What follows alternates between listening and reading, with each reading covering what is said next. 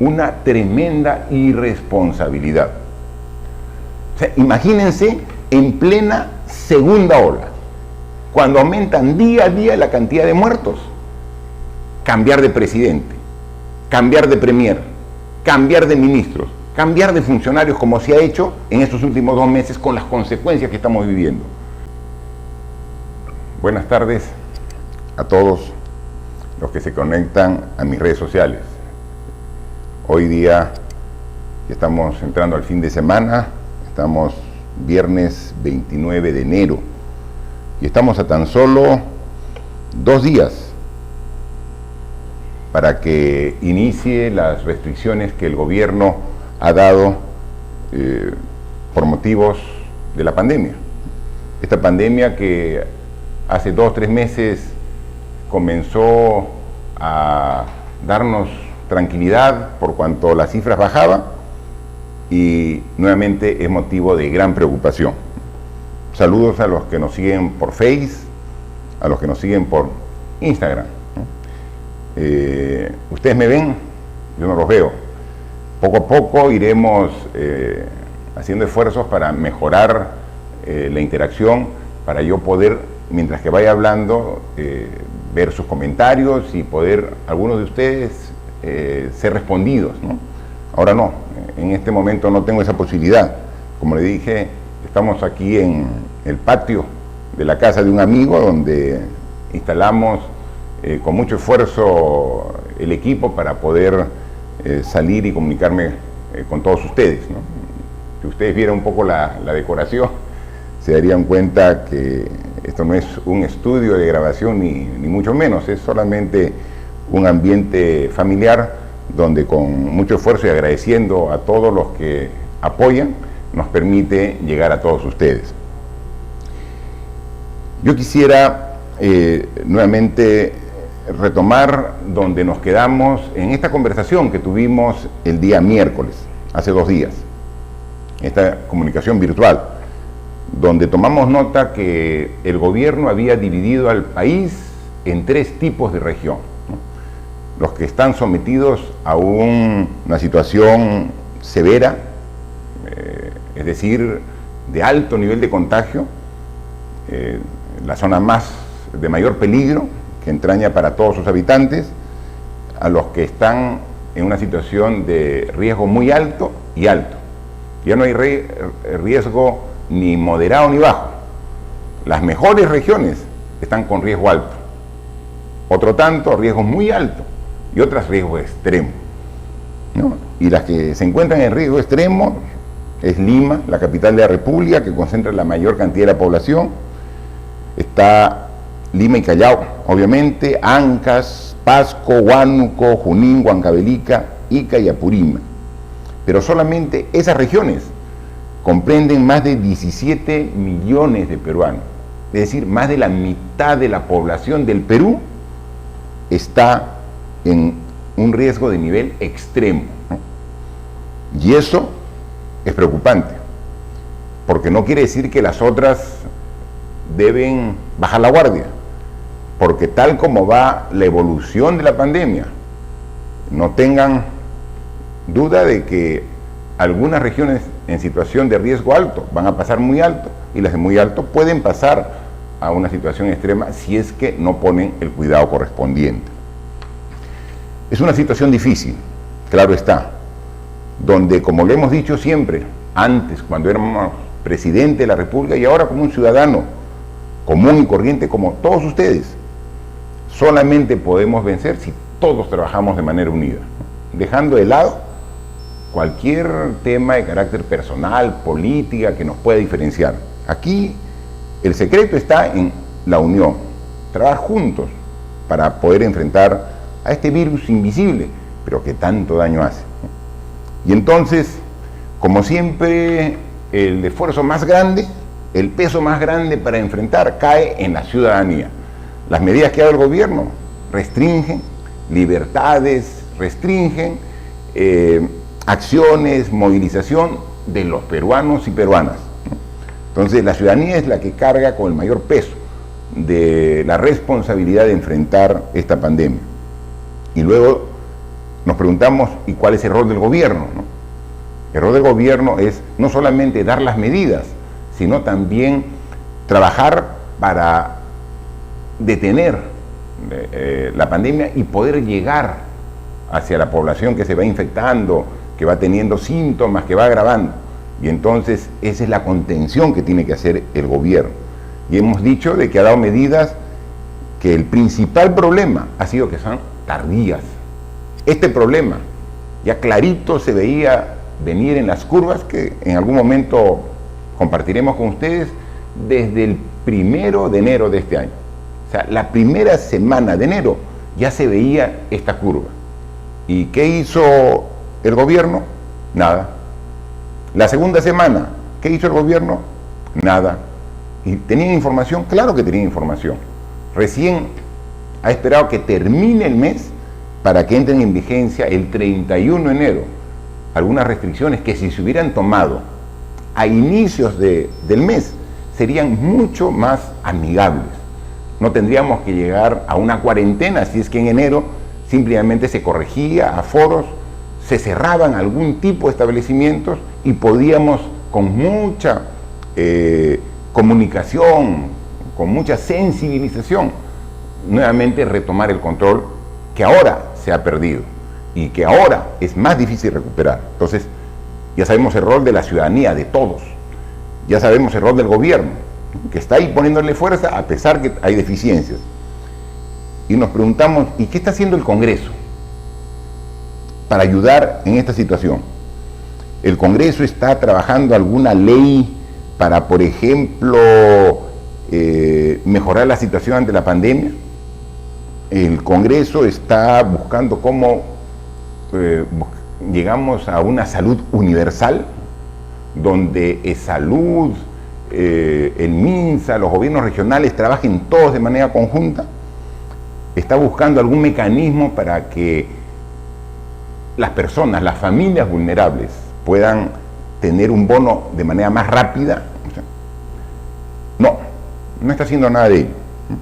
Yo quiero llamar la atención porque es preferible advertir, prevenir, antes que lamentar. Ya nos pasó una vez, hace poco más de 2 meses. Tenemos comunicación de que el Congreso ahora tiene en agenda como su principal preocupación cómo renovar la Junta Directiva del Congreso. Y eso realmente nos preocupa muchísimo, porque como ustedes saben, el 9 de noviembre del año pasado, el Congreso me vacó, o sea, me sacó del cargo de presidente. Y como ya no había vicepresidentes, entonces el artículo, por aquí lo tengo, 115 de la Constitución, dice que quien asume la presidencia de la República, cuando ya no hay presidente, es el presidente del Congreso. Por eso es que el inefable Merino asumió la presidencia de la República por 6 días, porque Merino era en esa oportunidad el presidente del Congreso. Merino, el representante de Acción Popular, el que todos conocemos y quisiéramos olvidar, ese Merino, el representante de Acción Popular por Tumbes, él estuvo 6 días como presidente de la República. ¿Pero por qué? Porque era presidente del Congreso. La población de manera masiva, a empujones, a empellones, lo sacó del cargo. Y se quedó sin junta directiva por unos días el Congreso. Era una papa caliente. Y en consecuencia se tuvo que elegir una nueva junta directiva. Esta junta directiva finalmente se llegó a un consenso en el Congreso y elige una nueva junta directiva presidida por el congresista Sagasti. Sagasti fue electo por los propios congresistas presidente del Congreso, y la vicepresidenta de la mesa directiva fue la congresista Mirta Vázquez. Pero como no había presidente, ¿qué es lo que ocurre? Al presidente del Congreso, Sagasti, se le encarga la presidencia de la República, y entonces él juramenta como presidente del Congreso y luego juramenta como presidente de la República, porque no había presidente, estaba vacado. Y entonces la vicepresidenta, la congresista Mirta Vázquez, interinamente asume la presidencia del Congreso. entendíamos todos de que esa situación se iba a mantener hasta el 28 de julio del 2021, es decir, de acá a pocos meses, donde la población elige al nuevo presidente que releva a Sagasti y él elige a los 130 congresistas que relevan a los actuales. ¿Saben qué? El Congreso ahora, igual como antes del 9 de noviembre, así calladitos, con discusiones a puerta cerrada, están discutiendo el cambio de la mesa directiva. En febrero inicia la nueva legislatura del Congreso, la legislatura del año 2021. Y entonces, ¿qué cosa es lo que quiere hacer el Congreso? Quiere horondamente elegir una nueva junta directiva. Ya han dicho hasta quién podría ser, de qué partido. Ya hay varios partidos que ya están de acuerdo. Entonces, ¿qué pasa cuando elijan un nuevo presidente del Congreso? Ese presidente del Congreso tiene que asumir la presidencia de la República. Y en consecuencia, Sagasti tendría que dejar el cargo de la presidencia de la República. Regresaría como congresista, porque él no ha perdido su condición de congresista, solo que como presidente del Congreso ha asumido la presidencia de la República. Si él deja de ser presidente del Congreso, tiene que regresar a su escaño en la Plaza Bolívar, en el Congreso de la República. O sea, nos podemos dar un lujo de ese tamaño en esta situación. O sea, pueden ser tan irresponsables de generar una crisis política nuevamente los congresistas. O sea, no aprenden la lección. O sea, realmente me parece solo el hecho de discutirlo una tremenda irresponsabilidad. O sea, imagínense en plena segunda ola, cuando aumentan día a día la cantidad de muertos, cambiar de presidente, cambiar de premier, cambiar de ministros, cambiar de funcionarios, como se ha hecho en estos últimos 2 meses con las consecuencias que estamos viviendo. Ya pues, un mínimo de responsabilidad, señores congresistas, un mínimo, así, por favor, ya les queda poco tiempo. No se llevan el rencor ni el desprecio de toda la población, un mínimo de responsabilidad. No puede ser que estén pensando en cambiar la mesa directiva del Congreso, porque eso conllevaría a cambiar al presidente. Yo soy claro y directo. He dicho de que el presidente Sagasti está cometiendo errores por tomar medidas a destiempo, que le falta firmeza para tomar la decisión en el momento oportuno. Pero Sagasti tiene que ser el presidente hasta que asuma el nuevo presidente el 28 de julio. Con errores y con aciertos, Sagasti tiene que continuar, porque un cambio en estas condiciones sería lo peor para el Perú. Y entonces, ¿quién quiere hacer ese cambio? Nuevamente, el Congreso de la República. O sea, no aprenden la lección, ¿no? O sea, no aprenden la lección.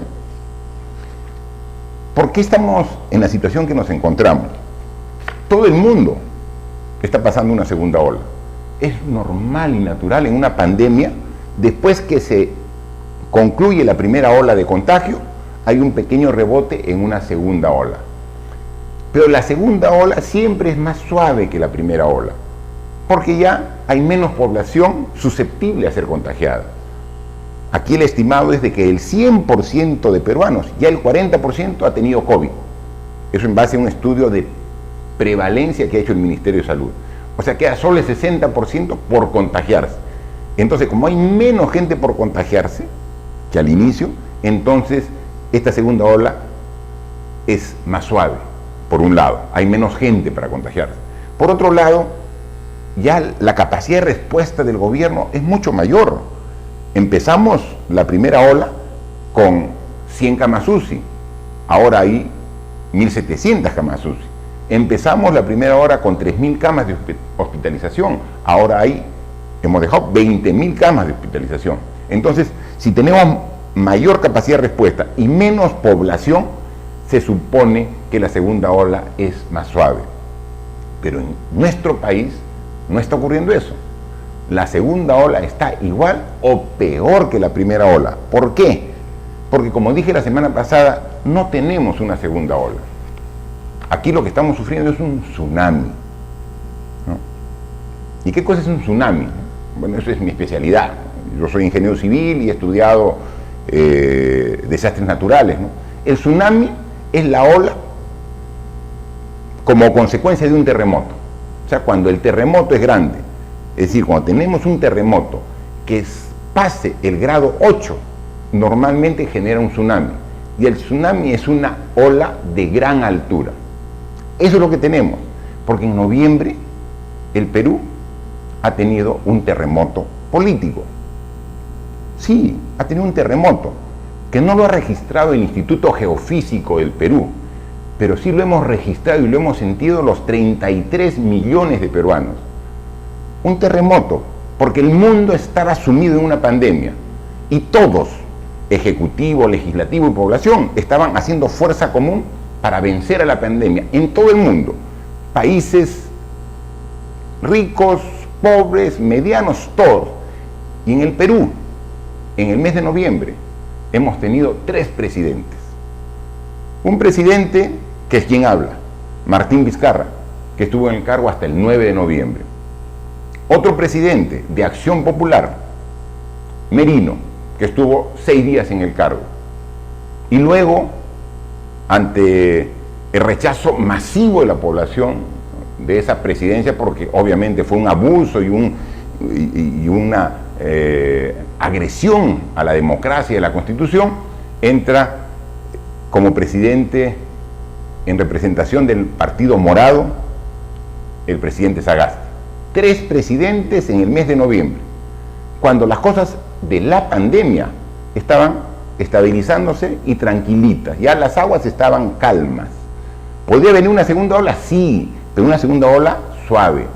Pero esa inestabilidad, ese terremoto político generado por los 105 congresistas que votaron para sacar al presidente de Palacio de Gobierno, ese terremoto político ha convertido la segunda ola en un tsunami, por la inestabilidad que generó. Porque sacar a un presidente significa también sacar a los ministros, sacar a funcionarios. Y ahí cometió un error que hay que decirlo al presidente Sagasti. Él siempre se ha autodenominado como el presidente de la transición. Es decir, que iba a continuar para entregar el cargo.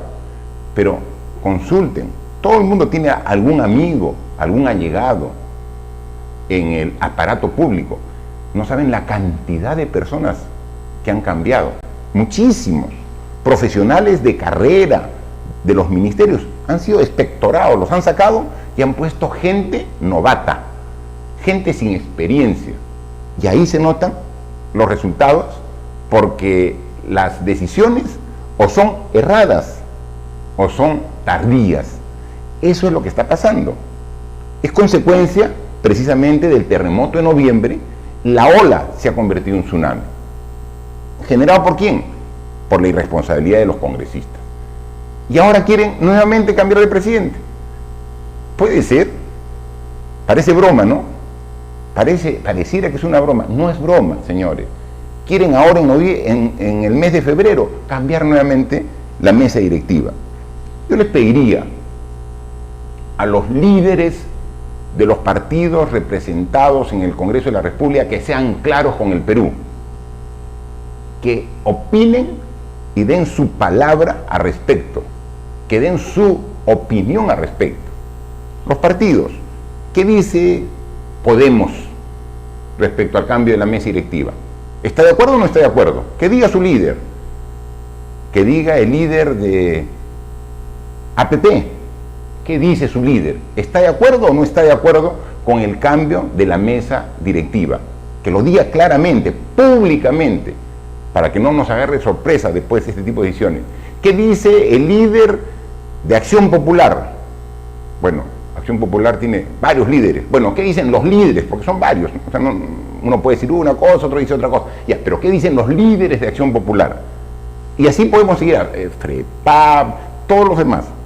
Sí, Somos Perú.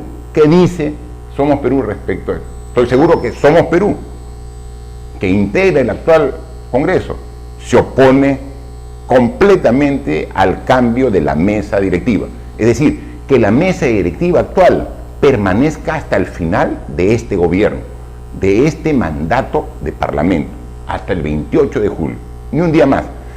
Hacer un cambio sería irresponsable y traería muchísimos problemas, los mismos que estamos sufriendo por la decisión irresponsable de estos 105 congresistas del mes de noviembre, el día 9, ¿no? Entonces, eso necesitamos, aunque también hay muchos líderes que son poco de fiar, ¿eh? Porque el 9 de noviembre, yo recuerdo que días antes, no, estamos en contra de la vacancia, por la gobernabilidad del país, no, de ninguna manera. Y toditos sus congresistas votaron a favor de la vacancia. ¿Qué palabra tiene?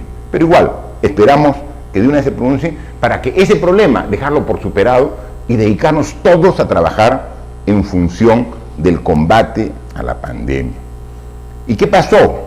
¿Qué ocurrió? ¿Por qué? O sea, falta de inexperiencia, falta de continuidad de los funcionarios hizo que el gobierno de Sagasti, en el decreto supremo que dicta a fines de noviembre y que rige a partir de diciembre,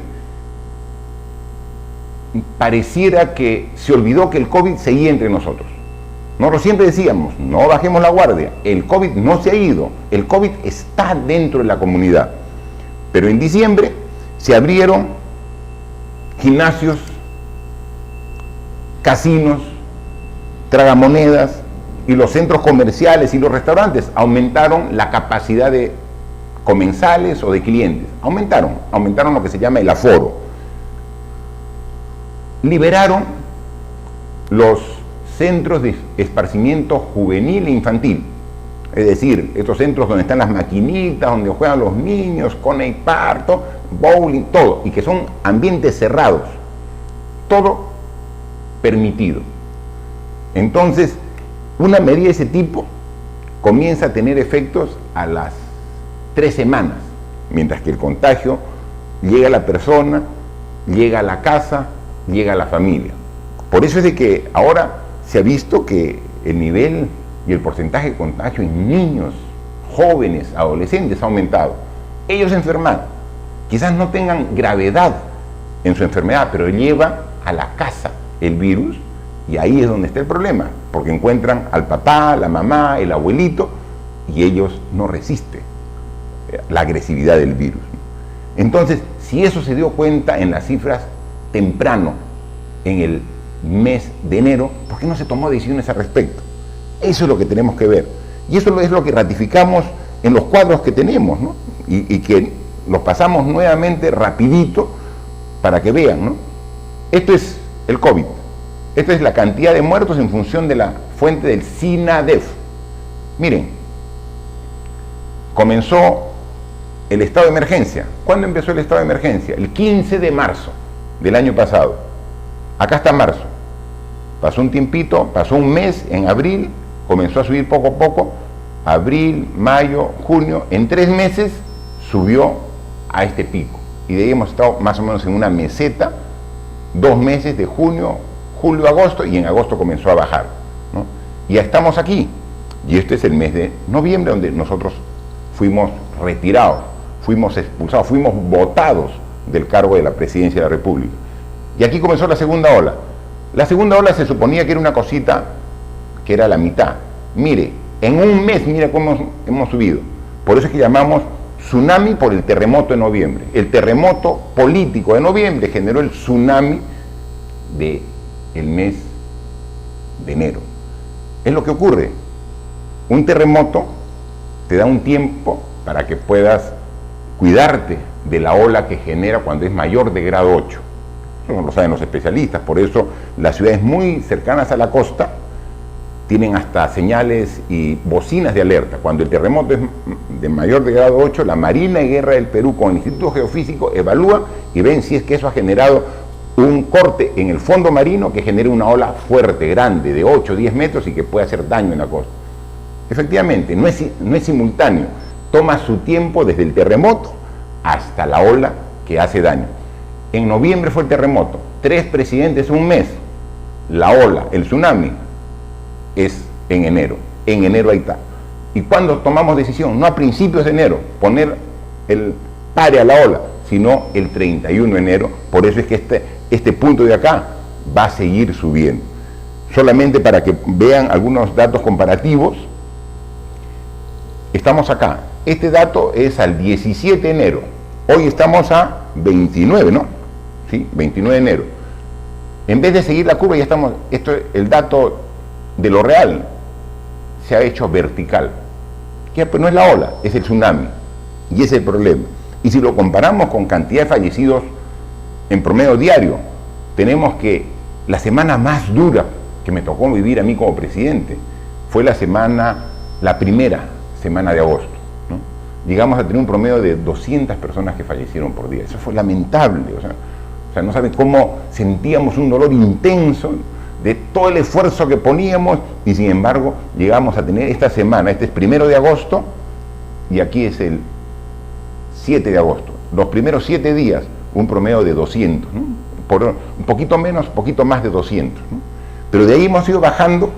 De agosto a septiembre bajamos a un promedio de 150, en octubre un promedio de 80, y en el mes de noviembre, el mes que nos expulsaron de la presidencia, tuvimos un promedio de 50 personas fallecidas. De 200 ya bajamos al 25%.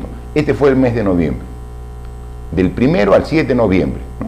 56, 38, 48, 59, 53, 57, 39. Ya la tendencia era la baja.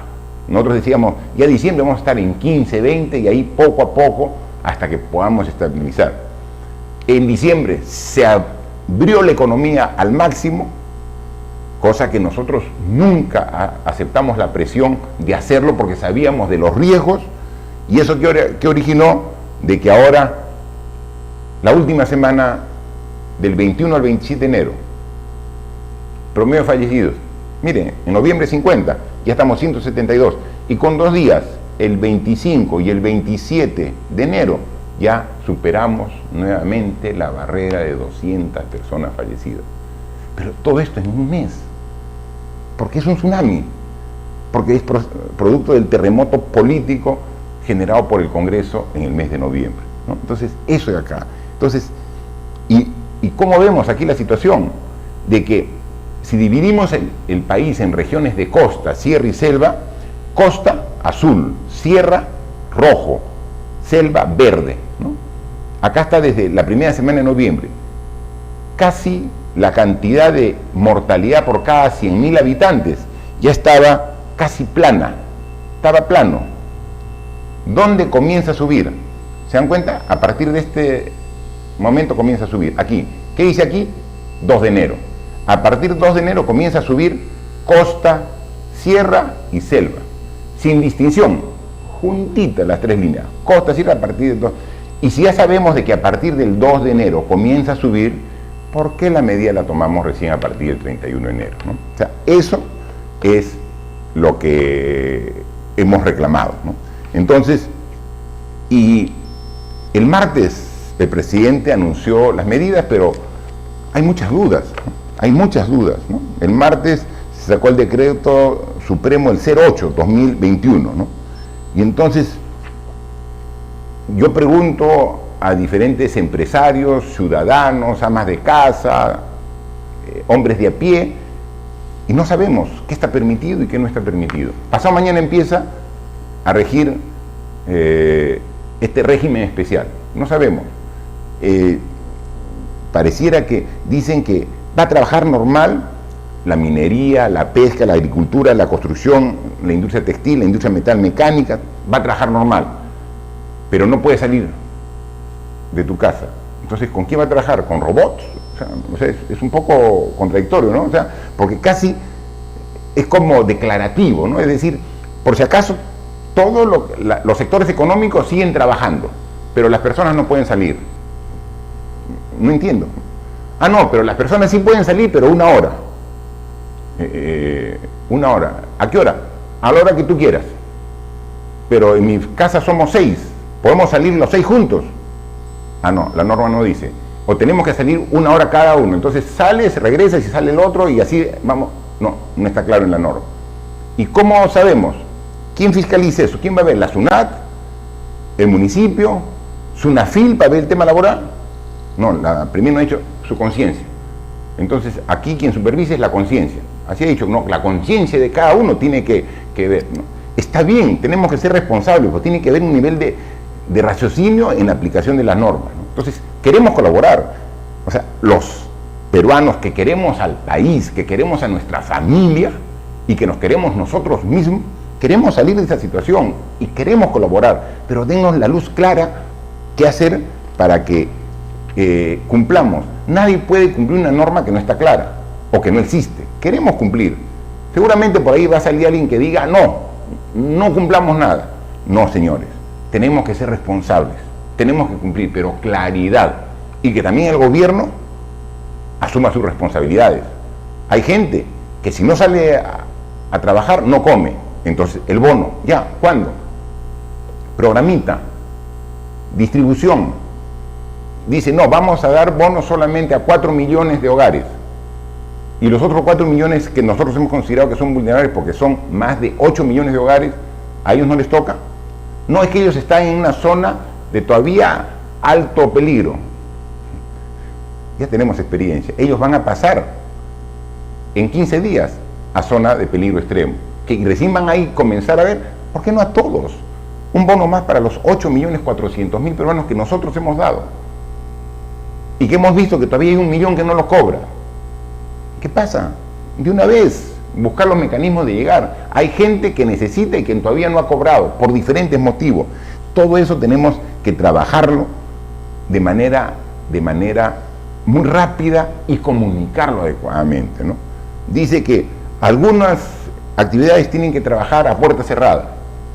A puerta cerrada, pero a puerta cerrada es más propenso a contagiarse el virus.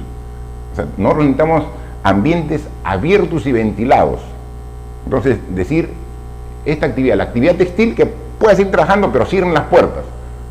Cierren las puertas y contamínense todos. Entonces, hay que ver claridad en esos aspectos. Insisto, necesitamos todos los recursos del Estado. Yo he dicho que salgan las Fuerzas Armadas. Y alguien por ahí ha malinterpretado o se ha hecho el que no entiende, ¿no? Como que yo pido represión. Nunca. Mi gobierno ha sido de diálogo, de concertación, nunca ha sido de represión. Y conoce la población, empezando por el presidente, mi gabinete y todos los que hemos trabajado, ha sido gobierno de concertación. Las Fuerzas Armadas de hoy son Fuerzas Armadas modernas, que colaboran con el desarrollo. Cuando uno convoca a las Fuerzas Armadas no es para que repriman, es para que ayuden en darle información a la población, porque en el sitio más alejado, en la punta del cerro, o lo más lejos de nuestra Amazonía, en el río más profundo de nuestra selva, ahí hay un representante del Ejército, ahí hay un representante de la Marina, de la Fuerza Aérea. Entonces, esas Fuerzas Armadas tienen que ser convocadas, no para reprimir, sino convocadas para que ayuden a la civilidad con el plan Taita, para hacer el cerco epidemiólogo, para trabajar en apoyo de la población, llegar. La población tiene mucha confianza en las Fuerzas Armadas. Ya pasaron los tiempos que le tenía miedo, ahora tiene confianza, le tiene estima a las Fuerzas Armadas. Cuando llegan los uniformados, te da confianza, te da seguridad, ¿qué es lo que necesitamos? Entonces, Fuerzas Armadas para el desarrollo, para ayuda, para colaborar en la lucha contra la pandemia. Y para eso, antes la Fuerza Armada tenía que ir bien equipada con armas. Ahora, ¿cuál es el arma? El arma es el pulsioxímetro. Tiene que ir con pulsioxímetro. ¿Cuál es el arma? Es el kit COVID. Esas son las armas de la Fuerza Armada. Llegar con un kit para curar, con un kit para medir la saturación de oxígeno. O llegar, que los tiene, con sus plantas de oxígeno móvil.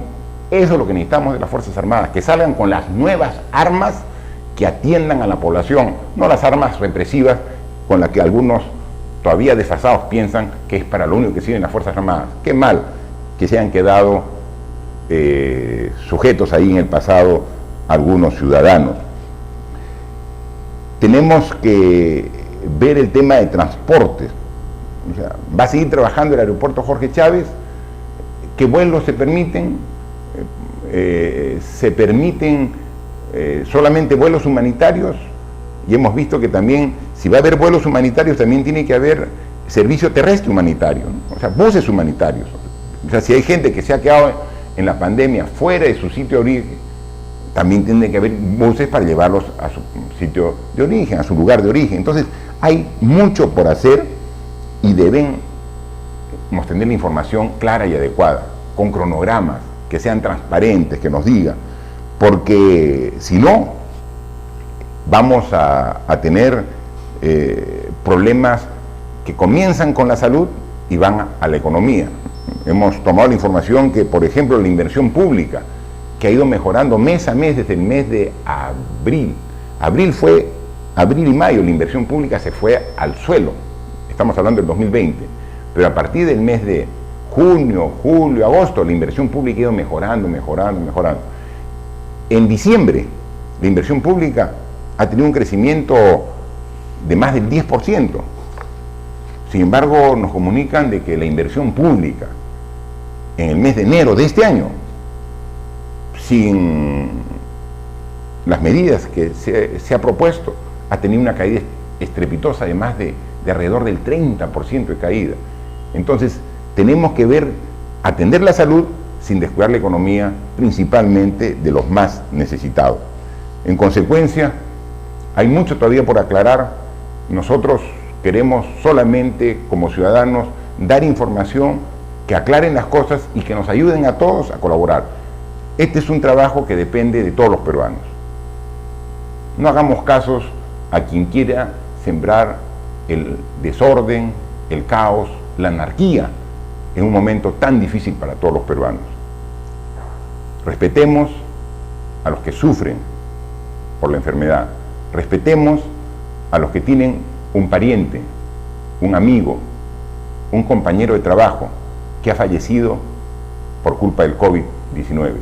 Respetemos, honremos su memoria, siendo responsables todos, pidiéndole al gobierno que busque eficiencia en la toma de medidas, pidiéndole al Congreso, no pidiéndole, exigiéndole al Congreso que no sea una vez más irresponsable. Juntos vamos a vencer. Va a ser un mes difícil, febrero, y creemos que febrero y marzo son 2 meses en que juntos podemos revertir esta situación. Como siempre, el futuro está en tu mano, en su mano, en nuestras manos. Depende de nosotros. Salgamos de estos momentos difíciles como siempre lo hemos hecho los peruanos. Muchas gracias por su atención.